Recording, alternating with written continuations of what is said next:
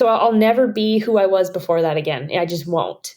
And I think for the couple years after March 2020, I spent a lot of energy trying to be who I was before and make things the way they were before. And I just had to start accepting that I couldn't. You can't go back, and you can't go back to a reality that doesn't exist anymore. And I had to grow into something new. And I think I started that day in Utah, in Beaver, Utah, Crusher and the Tusher.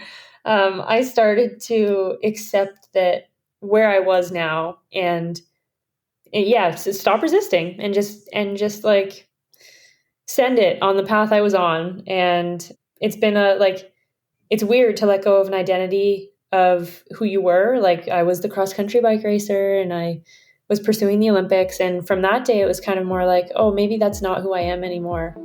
Then this is also cool. And this is also valid. And maybe this is actually more in alignment with me as a person and not just societal expectations of the sport path that is important, the Olympics.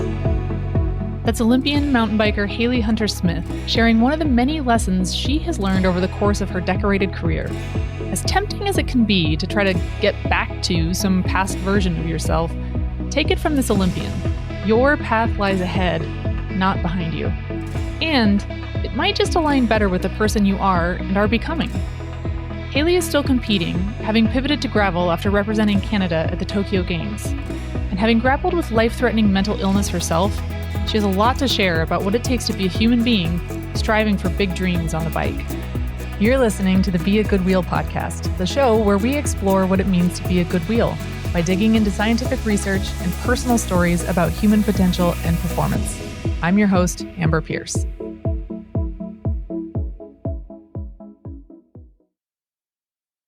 Haley Hunter-Smith is a distinguished Canadian mountain bike racer and Olympian renowned for her resilience, athleticism, and inspiring journey.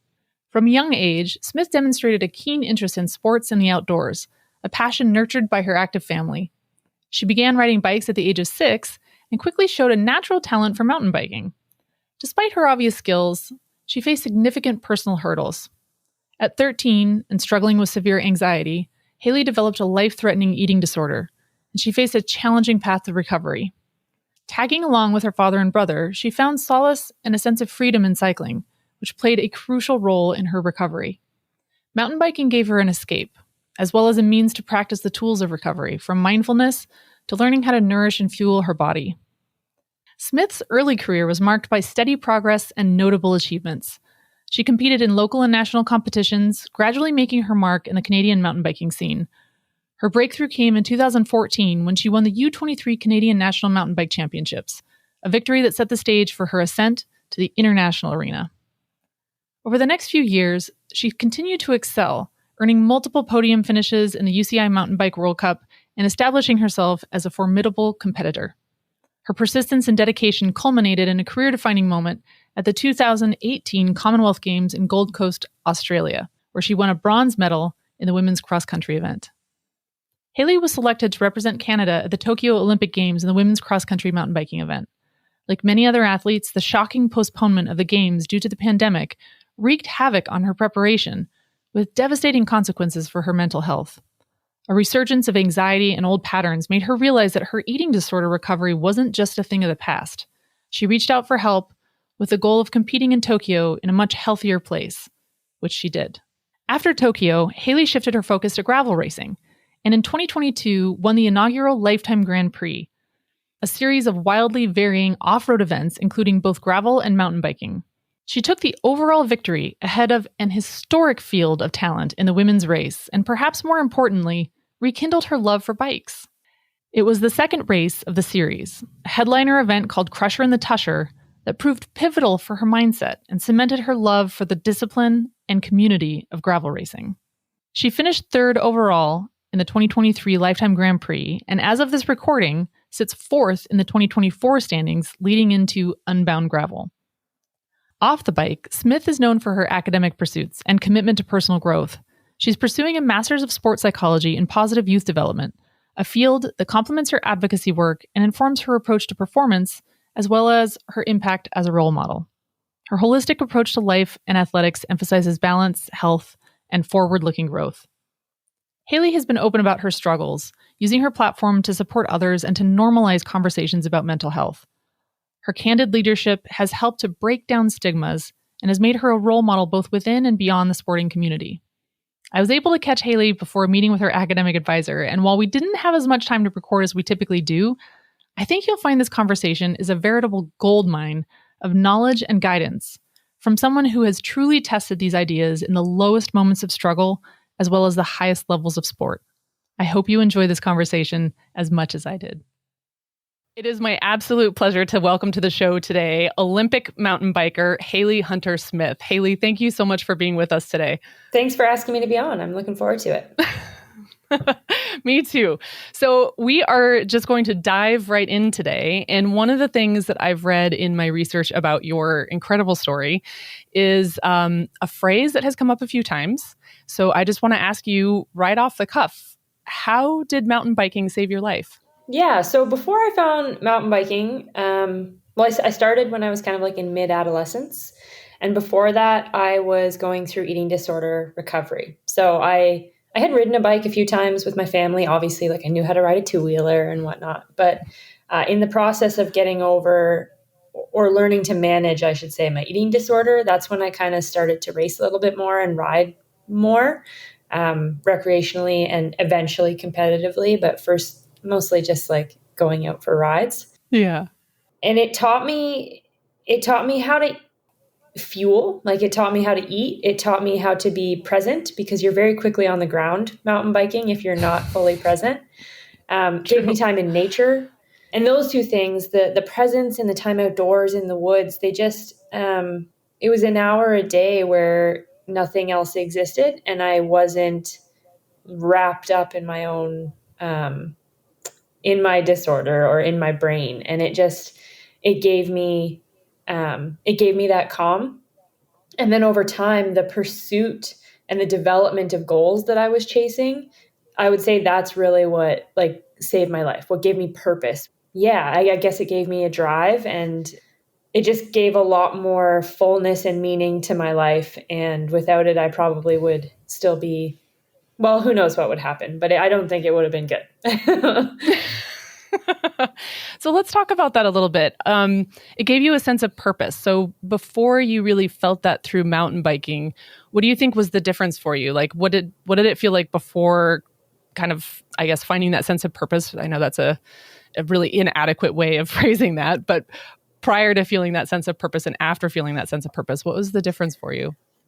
So it's hard to describe because I was quite young. Like I was 13 when I was diagnosed with my illness. And I mean, most 13-year-olds don't really have a defined sense of purpose, and you don't need one. It's just growing up and living and having fun. But for me, from that point and earlier in my life, I was really struggling with like existential things. That sounds so dramatic, but from the time that I learned about the concept of mortality when I was a kid, I was paralyzed by it, fixated on it, like unable to deal with the fact that that there is an end to things, basically.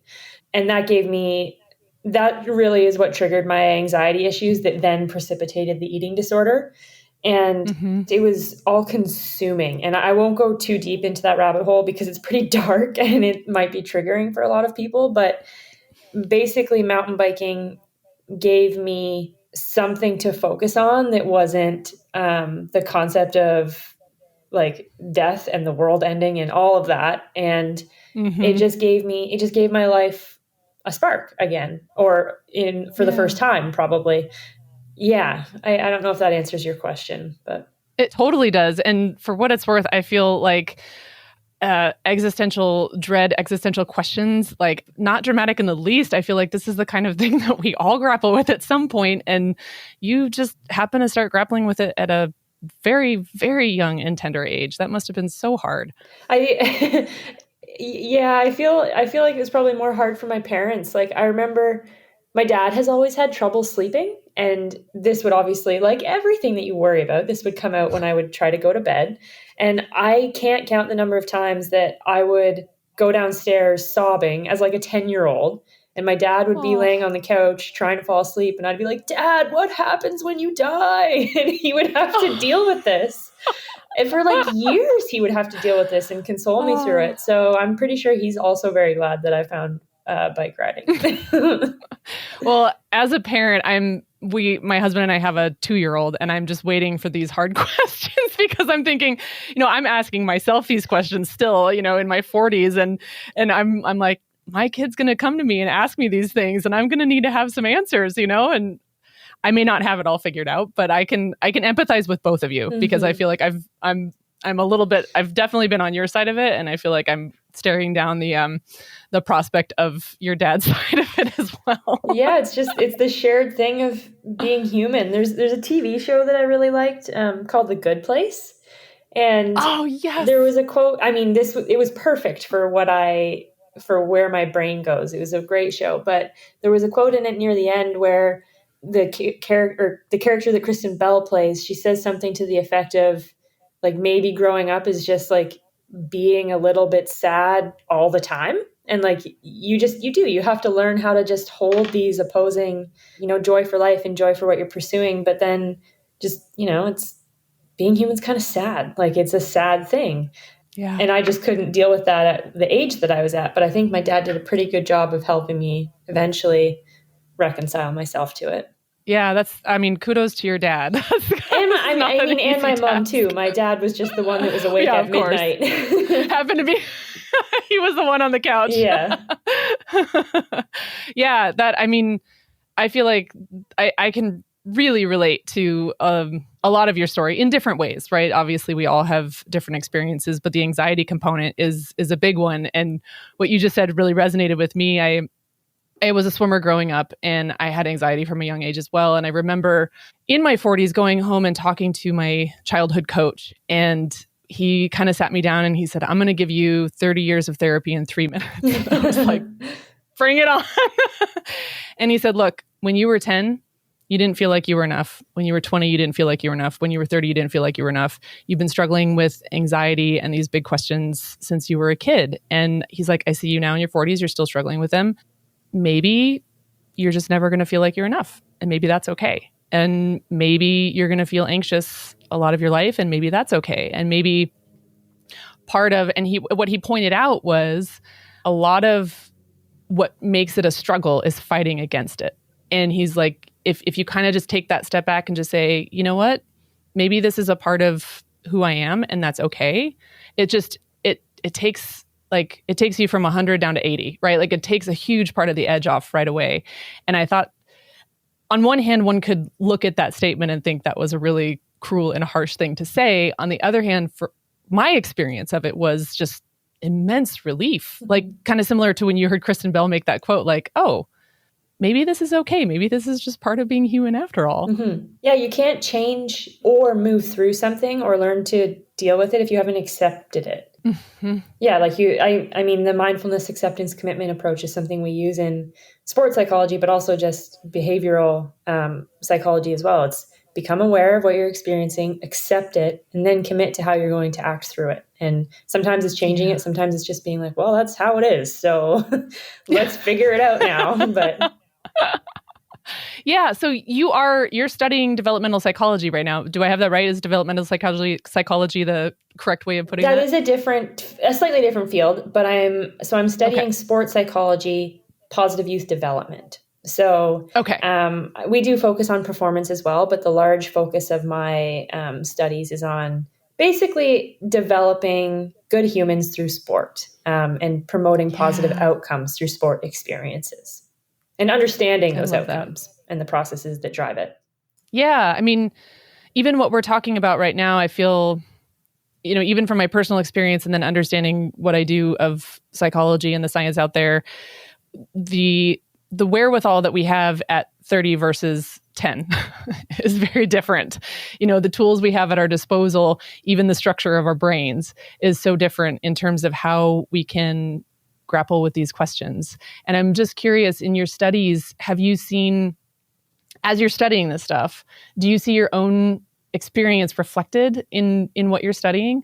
For sure. I mean, Every experience is different. Every person's experience is different, but there are a lot of commonalities, and there are things that we all share at all phases of our lives. Like there are commonalities to just being human.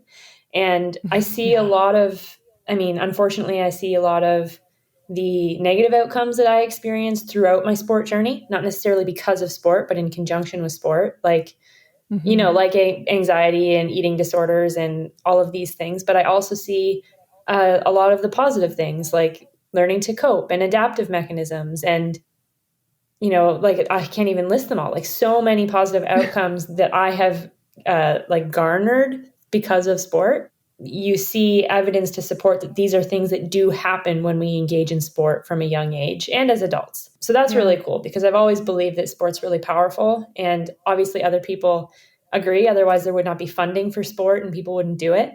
But the literature shows this as well. Yeah, there's a ton of evidence out there for it. And I mean, anecdotal and empirical for sure. Mm-hmm. And it's interesting that you mentioned that, because I think sport has the potential to exacerbate a lot of these things. And it has the potential to, as it did in your case, be really healing. And like you said, it's not necessarily sport, but sometimes the experience of sport in conjunction with these things. What would you say kind of made the difference for you between sport exacerbating these things and ending up being the thing that saved your life? It's tough because I think both things are true in all elements. My initial Yeah. thought would be that it was the pursuit of the highest level of performance. So the pursuit of the Olympics, because that is a pressure cooker Mm-hmm. environment that really drew these things to the surface for me. But that pursuit is also like, that is what saved me. Like I said, it was my purpose. Yeah. So I think it's all dependent on where you're at in your life, the support system that you have in terms of your social relationships and your coaching relationships and those things. And yeah, just the approach that you're able to bring to the sport environment. And I would say that a lot of that is developed through sport mental coaching. So, whether it's like having a sports psychologist or a therapist or whatnot. So, yeah, there have been periods of my life where my coping skills have been more than sufficient to make sure that the balance tipped in favor of positive outcomes. And there have been periods of my life where the external stressors have been too great for the coping mechanisms that I had established, and I tipped over towards the negative outcome balance. Yeah, just it's very dependent, I suppose, on context. That's so true. Yeah. And even what you're describing is that on the one hand, sport was bringing these things to the surface for you. And yet it was in an environment of support where you could learn to handle the things where, if something was brought to the surface that exceeded your coping skills at that moment, you had a support system to help you learn the coping skills that you needed to address that. And sport is important, and it's very, very meaningful. And so what I'm about to say, I don't want to take away from that at all, but it's also in some ways an environment where we can kind of experiment and play with coping skills. We can play with these stressors, right, in a way that isn't as risky, say, as in our like core relationships in life. Mm-hmm. And so it gives us almost like a playground where we can experiment and learn in like a low risk environment. That's exactly true. That's something you've articulated that really a lot better than I have been able to, but I say that quite frequently, because when I was initially going through recovery, I don't like the word recovery because it's ongoing, and you don't just like it's not like you're going in, it's more like going into remission almost with an eating disorder. Mm-hmm. But anyways, in that period of time, I was seeing a psychologist, a psychiatrist, a family psychologist, a dietitian. I had to go see my doctor once a month. Like, there were so many health professionals, and it was overwhelming. I could not tackle my problems in this environment. Like, it was just too much for a 14-year-old to handle. But then I started to see a Yeah. sports psychologist, and she was teaching me these, well, first of all, she was basically providing me therapy, but she was also teaching me all these skills that are very similar to what you would learn in cognitive behavioral therapy. Mm-hmm. But it was it was about bike racing. Like, it wasn't about trying not to focus on dying. It was about like Yeah. learning how to get over a jump on my bike. And that's a little scary, but it's only like kind of scary, and it's made up. So it's just so much Right. lower pressure. Anyways, it was just the perfect context for me to learn how to live as a functional human. Yeah, those Yeah. lessons really transfer over. Yeah. I mean, two things you said there really stood out to me. One is that um, you go from a literal life and death situation to a fun situation. Like, the difference in context for your brain and your ability to be in a calm state of mind, a receptive state of mind to actually learn and integrate those skills is so different. And then the second thing you said that really stood out to me is you're choosing. You're choosing to try to learn how to do this jump, right? Whereas we don't get to choose whether or not we grapple with death. I mean, that's just part of being human. But in this other context, in sport, you get to choose to challenge yourself. And so there's a level of agency in that doesn't exist when you're just dealing with existential dread. Mm-hmm, exactly. And I think even that, like, that is also something that is a learned response. Like, learning to see agency in situations is something you can do. I Yeah. think in sport, you do eventually learn that, pressure is made up. Your reality really is fully subjective. The only thing that exists for you is what's in your mind right now. Like, that is what shapes your reality and how you're experiencing the world. And yeah, I guess I don't want to keep going down this route necessarily, but existential issues, or that sense of tension and dread that's in your brain, only exists if you let it live there, really. Like, Mm. on some level, if you learn to not think about it that much, then it's not there. Like, it's just not real most of the time. And I think you can learn that through sport too. I'm not sure if I'm making sense there, but yeah. Yes, absolutely. I mean, I think an analogy that comes to mind, sport. Who knew? um, it's like we experience ourselves, right? But also we experience different states of self, and those can be context dependent. And those really depend a lot on our perception of our circumstances. So a basic example that comes to mind is if I show up to a local race and there's, 15, 20 people in the field, it's a bike race, right? It's a bike race. My perception of the pressure or the threat or the risk of that situation is pretty low because it's a local race. But I can also go to a bike race, which is also a bike race, and it's maybe the World Championships or the Olympics, right? I didn't go to the Olympics, but very different perception of the circumstance, even though at its core, it's just a bike race. And so I can totally, like, at the end of my career, I remember thinking, I had this kind of unspoken goal in my own mind. I didn't really share it externally, that I wanted to treat every race the same. I wanted to achieve some level of psychological integrity where I could go to a local race and be in the same mindset that I would be in if I were at the World Championships, and likewise be at the World Championships and be in the same mindset as I would be for a local bike race. And that depends on how I'm perceiving the situation. And that, man, that is not an easy skill to master. I will say that. Like, it kind of makes sense, but it's also like so much easier said than done. Mm-hmm. It is, for sure. And I think that's one of the things that you try to learn as an athlete, is how to, I mean, it's related to a lot of things. Like, it's related to like the idea of choking and the idea of flow, even. Like, if you can get to a start line or the beginning of whatever sporting endeavor you're doing, and just be in that place where it's just what it is. It's what's happening right now. It's not about the broadcasters. It's not about the medals on the line. It's just the task.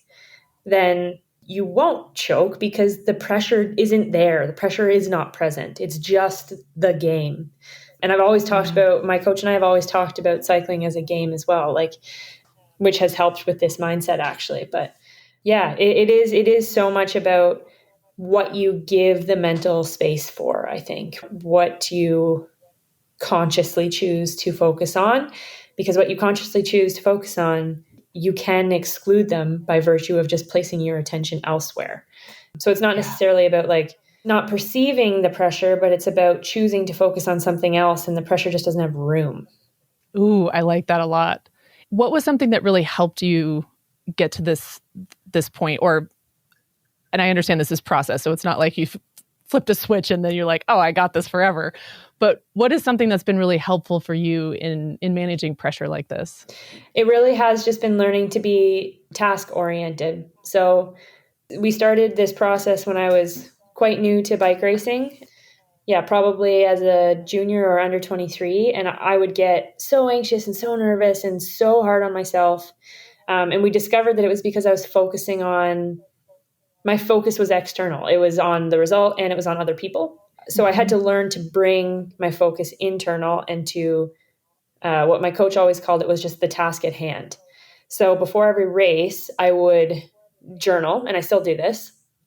And I would write out my process goals that were kind of like mantras that would help me stay on task. It's almost emotional discipline in a way. Like you use these process goals in order to prevent yourself from becoming emotional about the pressure or what other people are doing. So it'd be simple things like on each climb of the course, it would be your cadence has to be 90 RPM. And like that is, as soon as I hit the climb, it's like go as hard as I can at 90 RPM. Like that is the task. That's it. And it's learning, it's training focus, I suppose. And you do lots of things off the bike to help this as well, specifically a mindfulness practice or a meditation practice. Like you train the focus, you train the ability to do this.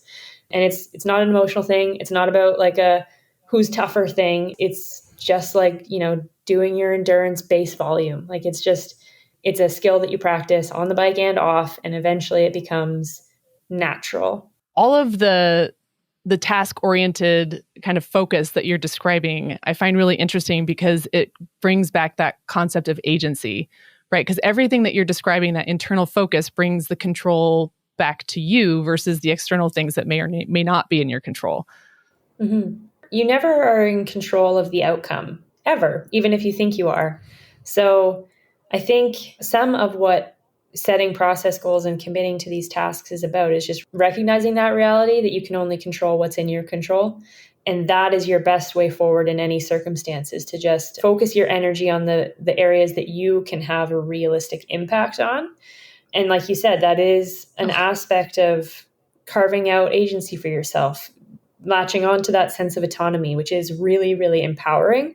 And it's something that humans need. In our basic experience of life, the three things that satisfy our most core needs are to have a sense of autonomy, to feel a sense of competence, and to be related to other people, to feel that sense of relatedness. And yeah, the autonomy aspect is just hugely important in so many ways. You also mentioned flow, and mindfulness. And it sounds from what I've read about you that mindfulness in particular, and flow being, some component of that, has been really, really important for you in this journey, in, figuring out your diagnosis and then managing that, as you said, not necessarily getting over it. But how has mindfulness played a part for you? What is it? What has that felt like, or what has that changed for you? Yeah. So mindfulness is, for those who aren't, it's such a buzzword now, but for those who aren't aware, it's basically just the process or the practice of being non-judgmentally present and aware. So being aware of your internal dialogue, what's going on internally, sensation wise, thought wise, and that just letting it happen, just letting it exist, acknowledging that it's there, but not judging yourself or the experience in any way. And that's why it's been so helpful and important, because, hearkening back to what we said earlier about letting go of the need to change things, letting go of the resistance, or that's probably the better word, like the resistance you feel to the experience of anxiety or difficult emotions. If you can learn to let go of that resistance and just be with it, then you're free to act. You're not wasting all of the emotional and cognitive energy on wishing it were otherwise. And that's the space where you can actually make meaningful Yeah. progress and, make meaningful progress. So I started meditating formally with the Headspace app, actually, I think was my first introduction to it a very long time ago, like in 2013, which is a long time for me. But, as a 20-year-old, that's kind of when I got into it. I'd grown up dancing and doing yoga. So it wasn't a foreign concept to me, this idea of trying to learn to be mindful. But it became a daily practice, and it was, just hugely important. Like, it's the foundation of all other mental skills. You can't really effectively enact your other mental skills if you're not capable of being mindful, because that's the first step in recognizing what you need to do in order to move forward, is being aware of what's happening within you. Yeah, being aware of what's happening within you. That's such a good way to describe it, because sometimes we get on autopilot and we just kind of think that my thought, my feeling, there is no difference between this thought and feeling and me. I am this thought, I am this feeling, and these things are driving me or affecting me one way or the other. But having that ability to step back and observe and say, oh, there's that feeling again, there's that voice again. And having that even the smallest bit of separation, again, it kind of goes back to that agency piece, which is so important. Mm-hmm. And there was something you said in there that I wanted to come back to, which was this idea of sport as being this fun arena where we can experiment with these things. Flow, we talk about flow a lot, and there is an actual, as you know, formal definition. I'm saying this for the benefit of our listeners who may not be aware. But it was a really famous book proposed this based on research by Mihai Csikszentmihalyi. And he looked at a bunch of people across a bunch of different cultures and life paths and found that there was this common experience of flow. And he described it as, there were different elements of flow, but one of those elements of flow was immediate feedback.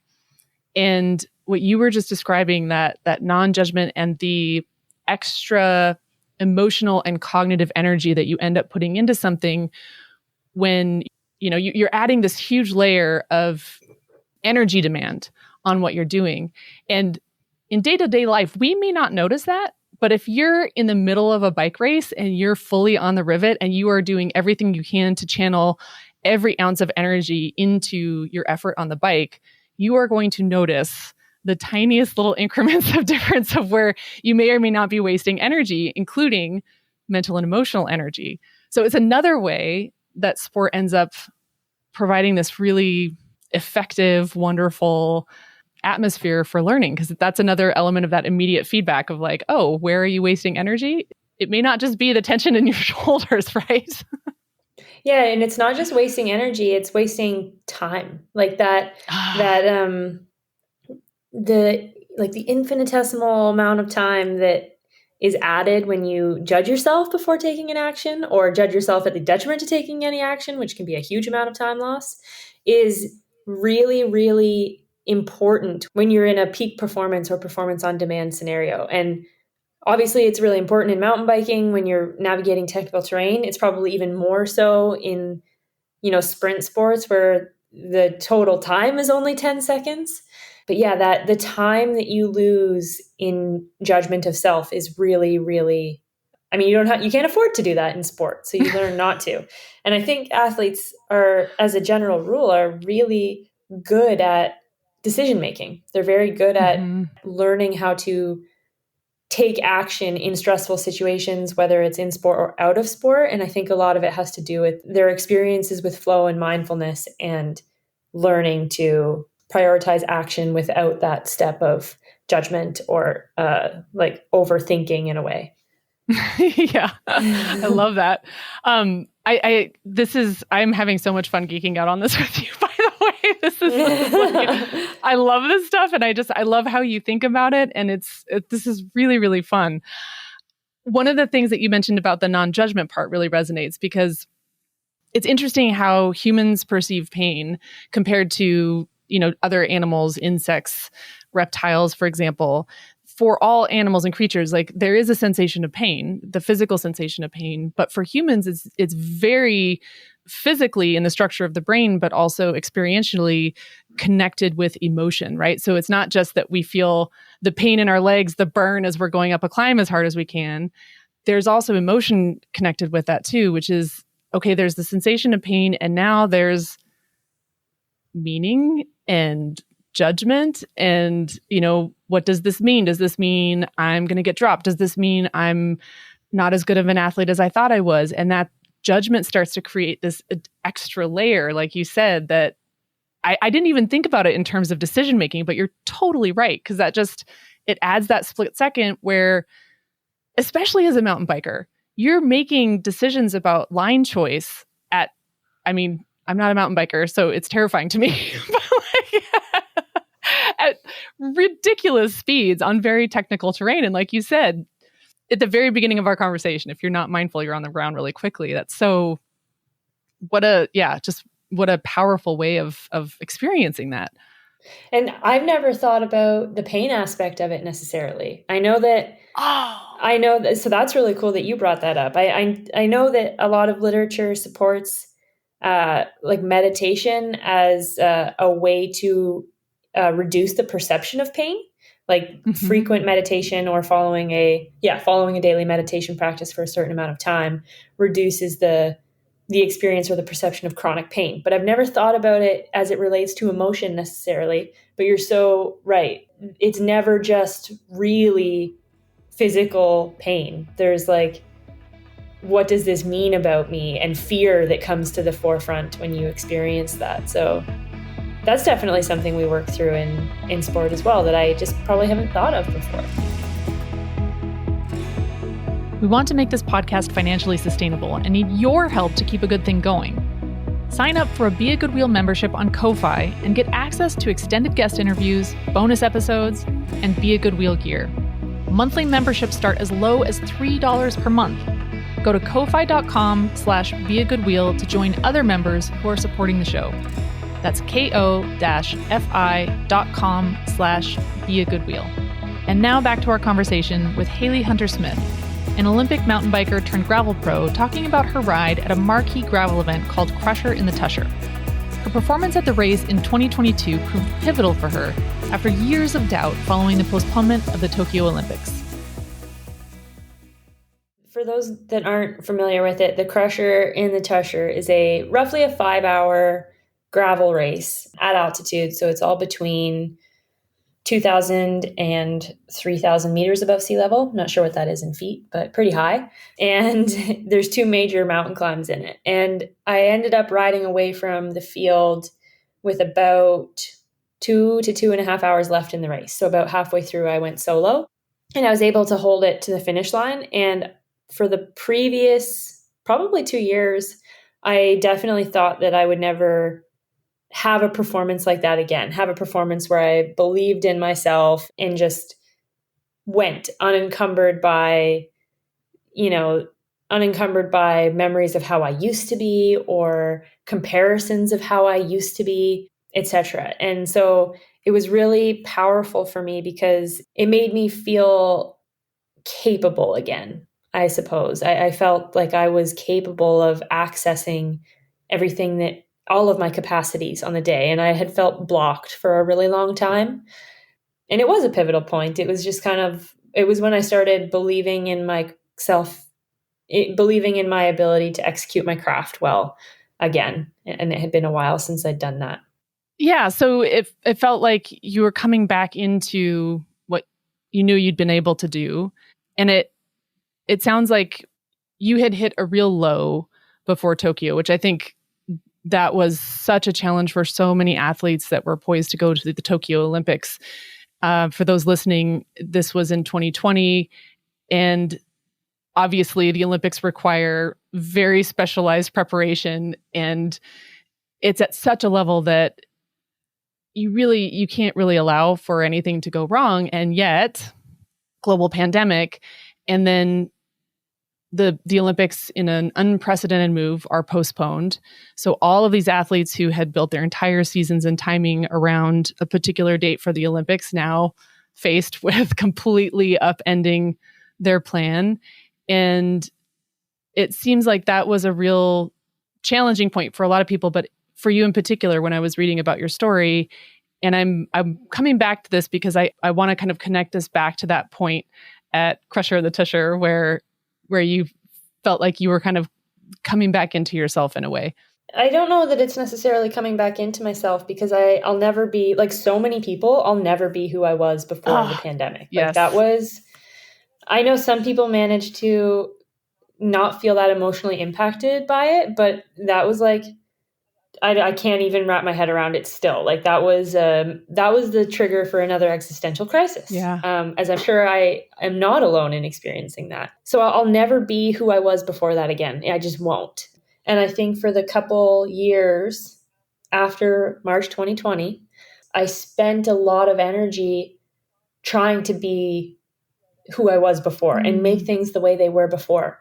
And I just had to start accepting that you can't go back, and you can't go back to a reality that doesn't exist anymore. Mm-hmm. And I had to grow into something new. And I think I started that day in Utah, in Beaver, Utah, Crusher and the Tusher. I started to accept that where I was now and so stop resisting and just like send it on the path I was on. And it's been it's weird to let go of an identity of who you were. Like I was the cross country bike racer and I was pursuing the Olympics. And from that day, it was kind of more like, oh, maybe that's not who I am anymore. Then this is also cool. And this is also valid. And maybe this is actually more in alignment with me as a person and not just societal expectations of the sport path that is important, the Olympics. That's big. Yeah, it was anyways, it's taken a long time to like process those things, but the middle of 2022 was definitely when I started to feel a bit more free and able to move forward. So given that race was sort of a turning point for you, I'm wondering, and what I'm curious about is that acceptance that, oh, maybe I can accept where I am now and that I am this new version of myself. Was that acceptance happening before the race, during the race, after the race? Do you remember how you were experiencing that? I don't know that I wasn't consciously experiencing acceptance, I think, but the context of that race is very unique because like I said, it is very high, like at a high elevation, and I'm a sea level person, born, raised here.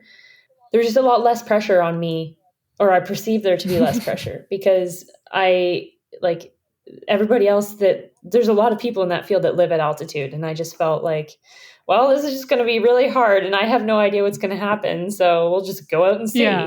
And I guess that in a way is acceptance of that day, not necessarily acceptance of the path or the racing style I was doing, but that creates a lot of freedom because it does eliminate the judgment and the worry and the what if cascade that happens. Yeah, so maybe not so much acceptance of my overall path, but definitely acceptance of the race for what it was and what it might be. And that made me feel free. And then maybe you tell me, but was that something that kind of opened the door for you to feel a greater sense of freedom in the bigger picture about accepting where you were? Maybe? I don't think until after the fact, really. Like after the race, when I realized that I can get a sense of joy and fulfillment and not out of a win. Mm-hmm. Like I don't think it was because I won, but it was because I did everything I could and I took a bet on myself. And that's what is fulfilling for me. And I just hadn't experienced that since before the Olympics. And so, yeah, that feeling opened the door for sure. That's beautiful. That's really beautiful. I'm really curious because you've talked a lot about your support system. And I think this is such an important topic for athletes in general because none of us can do it alone, right? Like you have to have a support system. And your story is so interesting in that it spans, from a very, very young age all the way through to where you are now in this long kind of career. How has your support system evolved over the years? What have you learned about the kind of support that you need in putting together the support system that best helps you? Oh, that's a loaded question. I've locked into an incredible support system. The family that I was born into is unbelievably close and supportive. Like, I'm learning as I get older that my family is very not the norm, in how tight we all are as both immediate and extended family, and how, yeah, just how much we can count on each other. I lucked into meeting my partner in bike racing and having him be the most compassionate person I've ever met. So he's really important. And my coach as well, the coach that I worked with for all the way up till Tokyo, and we're still very close friends. But yeah, that friendship that's come out of that coaching relationship when I was pursuing the Olympics, like, that is massive. And I lucked into all these wonderful people. But I say it's a loaded question also because there's a lot of load on them to support these endeavors. And a support system is relationships. It's not resources necessarily. It can include people who are, professionals whose job is to be a resource, but for the most part, these are meaningful relationships that you also have to try to take care of. And I'm not all that good at that. And that's very challenging. It's a challenging thing to do when every human knows this. When you're in a real bad spot, it's hard to take care of yourself, let alone the people that are around you. Yeah, I don't know what else to say about that. It's a tough, I'm very lucky with who I have had the fortune to be surrounded by. And I wouldn't be here without them. Yeah. I don't know what else to say about it. Yeah. It's one of the things I wanted to touch on today, and this is a great segue for this, is how, we've talked a lot about so far in our conversation, mindset and that kind of internal personal work that we have to do, right? Because that's part of the journey and the path. But that idea of working on the self and that kind of self-focused work can be thought of as a very Western thought. And in more kind of like Eastern concepts, it would be looked at more in terms of how does that work benefit the collective or the community? And what you're describing right now are those really important relationships that we have in life. And I'm curious, as you've done this work through the years, have you seen the skills that you're cultivating in the work that you're doing that's inward focused? Have you seen that affect your relationships, or even with individuals, or even your relationship with the communities that you're a part of? Definitely. And that's been a large part of my transition to this more mass start marathon style of mountain bike racing and gravel racing. It is very community focused, and it's about something that's bigger than just my selfish little sphere.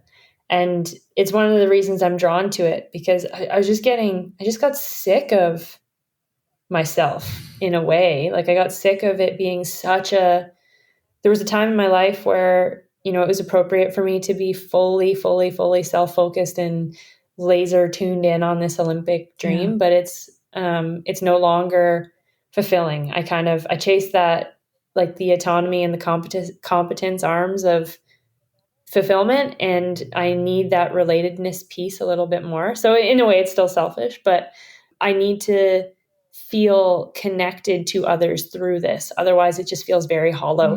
And I'm talking myself in circles here. I kind of forget where I was going, but I think I've learned through this journey, through my experiences in sport, that, oh God, it's such a cliche. It's okay. It's only meaningful if you have others around you who also feel like it's meaningful and who you feel connected to. Yeah. And I get that more here now. And I think it does happen. You do arrive at that realization through a lot of internal work. Like, becoming self-aware allows you to realize how self-absorbed you might have been. And maybe still are. Yeah. But, and also how important those relationships are for you as an individual. But I think, you could look at it in a selfish way and say, okay, well, the relationships are important to me because they make me feel better. But I also, there's two directions there. And I speak as somebody who, I hope and I hope to be, and I love to be as much as I can a part of support systems for other people. And I definitely find that very fulfilling.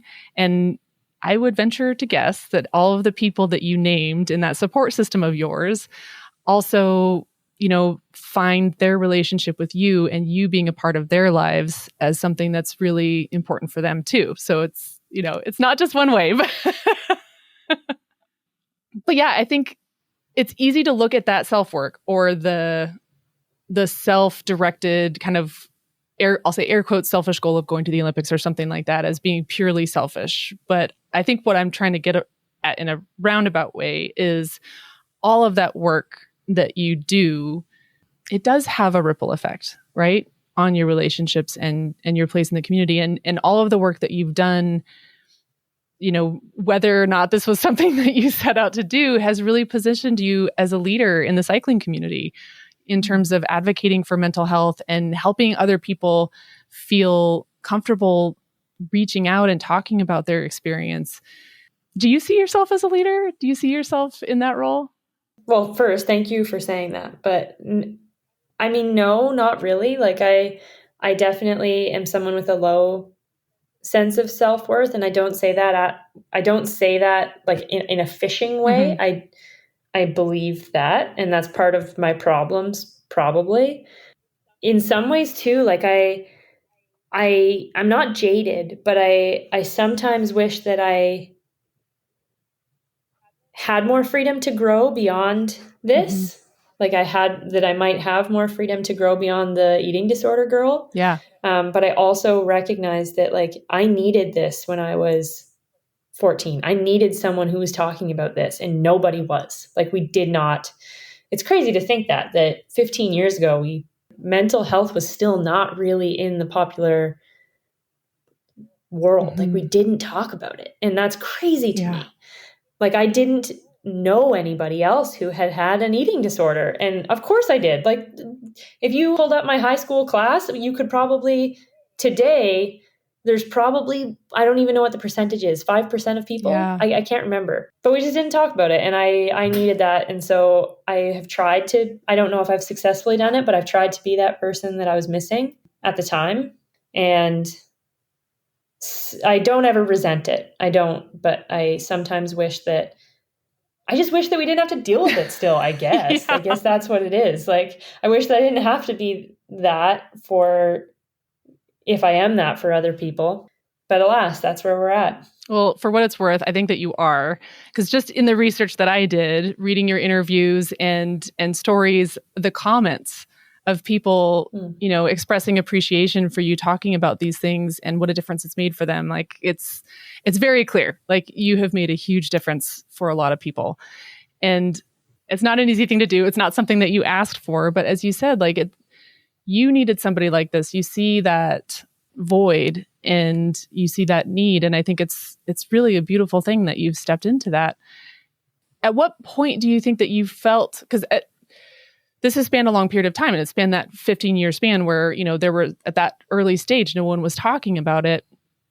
Was there a point at which you remember like finally feeling comfortable talking openly about it, or was it more of a process? It was probably a process, but there was a distinct moment where I actually wrote, it was after nationals in 2013. So 10 years ago, I was 20, mm-hmm. and I had had a race at nationals where I felt like I was able to like let go of my self-hatred basically. And like I felt, I didn't win. I placed second, but it was just like, wow, I feel free. Oh. And so I wrote basically like a confessional, and and it was published on Canadian Cyclist, which is an online news platform. And I asked Rob, the editor, to put it out there. I was like, hey, I want to talk about this. I want to tell people that this is my experience, because I think people probably will relate to it. And then here's this piece. So it was a conscious choice, and I did it when I felt like I wasn't ashamed of it anymore, probably. Yeah. Is what that amounted to. And how did it feel putting that out into the world? I mean, in some ways it's self-serving, right? Because it makes you give yourself meaning, kind of like you're like, I think that, but it felt relieving. It felt, I think a lot of people close to me didn't understand why I was the way I was. And I think they probably understood a little bit more. Mm-hmm. I remember feeling very confident in the way that I was sure I would be okay telling people about it. And Wow. that it wasn't that I was sure I wouldn't be judged. It was more just that I was sure that if I was judged, it didn't matter. But the response was not judgy at all. It was all like positive, and people reaching out saying they'd had similar things and whatnot. So it gave me a lot of faith in people, I think, just with how positive it was. That's wonderful. And I mean, what an amazing place to get to feel that you were open to and capable of absorbing whatever response came of putting that out into the world. That's really powerful. I think it's not even necessarily absorbing the response, because it's the ability to, and deflect is the wrong word too, because that makes it feel like I'm actively doing something. But it was more, I felt that I'm rubber and you're glue. Like it just wouldn't stick. Like I just felt confident that the negative just wouldn't land. It wouldn't have a spot. That's awesome. Mm-hmm. You've talked about your sense of purpose a lot, and we touched on this at the very beginning as being kind of one of the aspects of mountain biking that quite literally helped save your life. Has your sense of purpose changed over the course of your career? For sure. I mean, for a long time, it was driven by that need to prove that you don't have to be a diagnosis, and that you can chase goals and, work through these things no matter where you're at in your life. And that was, I mean, specifically with context, or with the idea of being able to influence young girls who are in a similar position as me. Yeah. But it's evolved and become much more complicated over time. And I think now I'm motivated by I'm personally motivated to chase my absolute potential, because I find that incredibly fulfilling. But a large part of it is advancing how we value sport and recreation, and particularly outdoor-based sport, for improving our mental health, and connecting to others and to ourselves. And I find that like invigorating to think about. So, those combined purposes of feeling fulfilled by how far I can push myself and how well I can execute. So I guess I'm describing like motivated by a sense of mastery, probably. Yeah. And then, just the promoting a lifestyle that takes care of ourselves and helps us take care of the planet and each other. Yeah. I think purpose is such a loaded word for just right off the bat. But also I think I at least have struggled with this, and I know I've talked to other people who've struggled with this, and wanting to find a sense of purpose. And I have certainly encountered people in my life who, for whatever reason, at some point relatively early in life, they latch on to some North Star, and they're just like, this is my thing. And they never question it. And they're just like, that's their thing. And it's good, and it's simple, and it's consistent, and they've got their thing. And that's never been the case for me. And I've sometimes really struggled with that and felt like, a lot of self-judgment about that. Like, oh, there's something wrong with me, that I haven't figured out my purpose yet. And I got to figure out my purpose and find my passion, and, all of the buzz catchphrases. And what I love about what you're describing is that there's a fluency to that sense of purpose. And I think that can feel really uncomfortable sometimes, because it feels like, you're supposed to have like this one big purpose, but to have that fluency with it, and just to move with the evolution of meaning and purpose is really, really interesting. Is that something that you've struggled with? Is it something that's been natural? Like, how has that been for you? No, definitely struggled with it. And it's like you said, it's changed over time. There are periods of time where I've like probably gone through depressive periods, and it just doesn't land. Like I don't feel it. Yeah. If you're deep in a training block and you're really tired and thus dulled to emotion or to inspiration, it doesn't feel like I have a purpose at all. I get very like morose, I suppose. But yeah, it's definitely like, it's not consistent, and if we're conflating like purpose and motivation, it's not consistent. It goes and comes over time, and you just have to let it happen.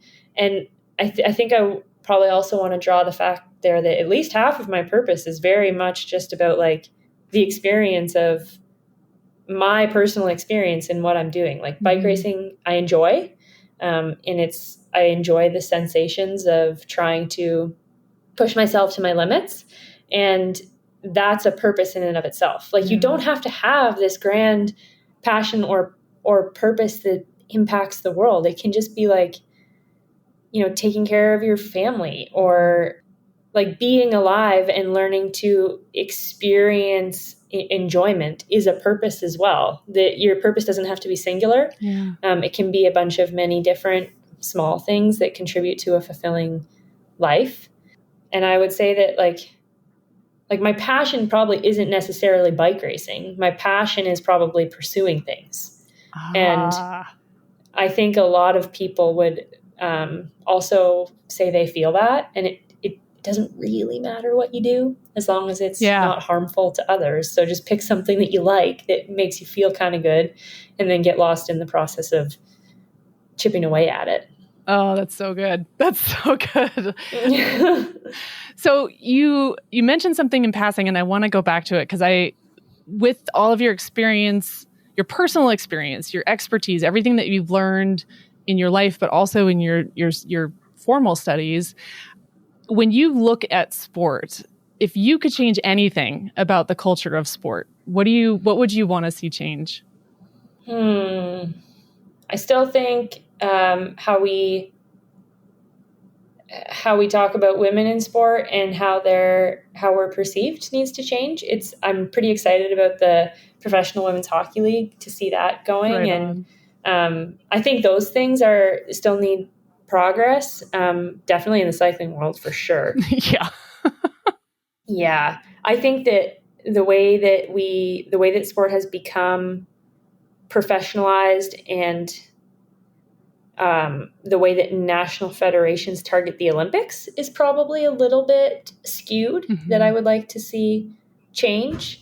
And then in the cycling world, it is making progress, but the way that we talk about food and bodies, especially with women, is still very archaic, and I get frustrated with it. I'm so there with you on that.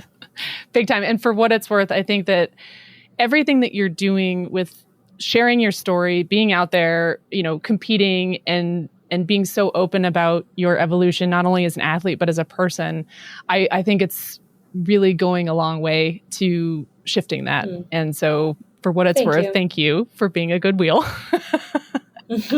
And I want to be mindful of the time because you do have some place to be today. So before we end, though, I understand that the answer to this question is a tough question to answer, and there's probably a lot of people out there, but we are the Be a Good Wheel podcast. So I'm just curious, is there anyone top of your head that you'd like to give a shout out for being a good wheel in your life? Oh man, so many. I know. It's a hard one. I think the easiest one for me, like my mind automatically goes to all my competitors and my family, but the easiest one for me is the coach that I worked with for so long, Dan Prue. Like he has been my Yoda, and I think he has in a world and in a sport paradigm where we have seen a lot of toxicity and just really negative focus and outcomes and outdated approaches to sport science. He has from day one been not like that. Like he has been the epitome of a positive coach, and yeah, he's probably the best wheel I know. And he's a bike rider, so it works, but I love it. Well, thank you so much for joining us today, Haley. I really appreciate all of your insights, and honestly, I get so excited about these conversations, and I just thank you for being willing to geek out with me today. That was really, really fun. Yeah. Thanks for asking me. I was thrilled to be on. So fun. And again, thank you for sharing your story and being such a force for good in the sport. We will make sure to include in the show notes all the ways that you can get in touch with Haley and follow her journey and her story. And Haley, thanks for being on, and thanks for being a good wheel. Yeah, thank you. What really came through in speaking with Haley was how thoughtfully she has integrated her academic perspectives on psychology with what she's learned experientially from challenges she chooses for herself as an athlete and those she had no choice but to face. What emerges is a compassionate and nuanced approach, which allows the driven competitor and vulnerable human being to not only coexist, but actually strengthen one another. I have to admit, I got a little carried away at times in my own enthusiasm for these topics, and I'm grateful to Haley for indulging me, and especially for sharing the considerable wisdom she possesses. I hope we get to hear more from her in the future. Thank you for joining us for today's episode. If you loved today's show, remember to subscribe and leave us a 5-star review. The Be a Good Wheel podcast is produced by our wizard behind the curtain, Maxine Philivong. Find all published episodes and sign up for our newsletter at beagoodwheel.com. You can also listen wherever you get your podcasts. Support for the show comes entirely from listeners like you. Sign up on Ko-Fi to get extended guest interviews, bonus episodes, official Be a Good Wheel merch, and more. Go to ko-fi.com/beagoodwheel and help us keep the show going. That's Ko-Fi, ko-fi.com/beagoodwheel. Until next time, thanks for listening and thanks for being a good wheel.